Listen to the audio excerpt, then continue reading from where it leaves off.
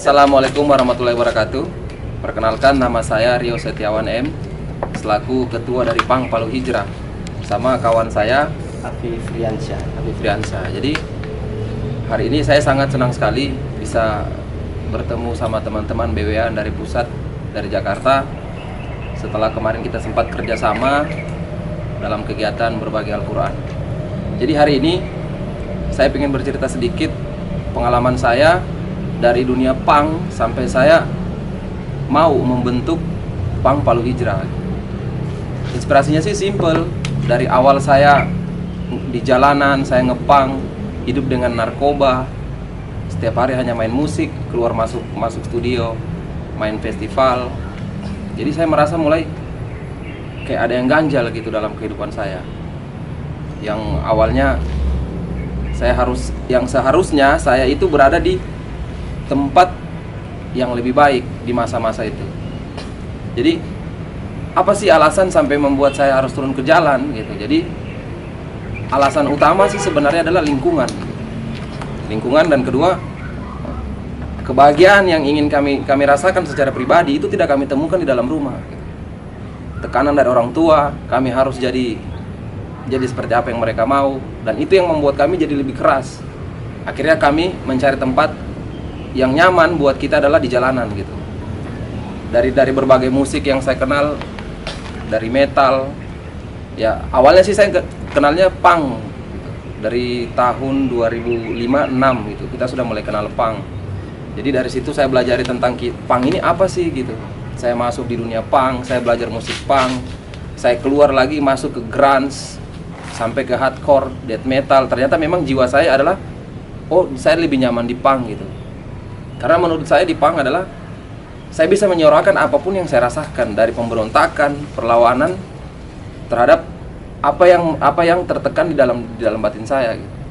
Terutama kayak lingkungan gitu, sama orang tua. Tambah lagi sistem-sistem yang ada di dalam perkotaan ini kadang membuat kita lebih tersudutkan sebagai anak punk. Jadi suatu saat setelah saya memang sudah drop gitu, dari saya pernah angkat album pop punk di tahun 2011. Saya sempat ya ditipu lah apa sama teman sendiri. Saya harus ngumpul duit, kita rekaman mati-matian, kita saring lagu itu sekitar 12, harus naik album ya sekitar 12 ya. Ternyata kita dari 100 lagu yang kita punya di band saya itu adalah 11. Akhirnya itu yang kita galaukan di situ sama dana. Tambah lagi usaha sampingan saya yang kemarin sempat ikut teman-teman juga ya, kerja kecilan lah, tukang pertukangan. Akhirnya saya mulai drop di situ. Setelah semuanya jatuh, saya terakhir kali saya sentuh itu sabu-sabu itu saya tidak tidur itu sekitar 6 hari. Yang membuat saya harus berhenti dari dunia itu adalah antara sadar dengan tidaknya saya melihat almarhum papa saya itu datang di dalam kamar itu. Ya, saya tidak tahu maksudnya apa dengan itu. Tapi saya masih melawan karena ada di jiwa saya pang itu adalah, oh saya tidak percaya Tuhan gitu. Ngapain saya lagi percaya Tuhan, saya lebih nyaman hidup di jalanan. Saya lebih percaya bahwa narkoba sama minuman bisa membuat saya tenang gitu. Tambah lingkungan yang sampai RT yang sampai suruh teman-teman ustadz di situ jemput kita di rumah di waktu sholat Jumat. Orang sholat Jumat saya minum di pos gitu.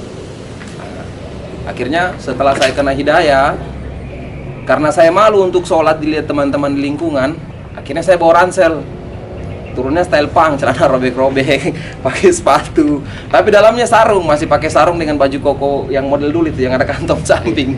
Jadi setiap mau masuk masjid, pokoknya cari masjid yang sunyi, yang tidak ada kenal saya gitu.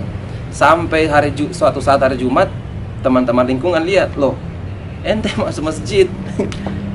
Jadi katanya adalah diketawakan juga, maksudnya ya sempat risih lah, tapi saya coba lawan itu karena saya merasa bahwa hidayah ini sudah mulai besar di dalam hati saya gitu.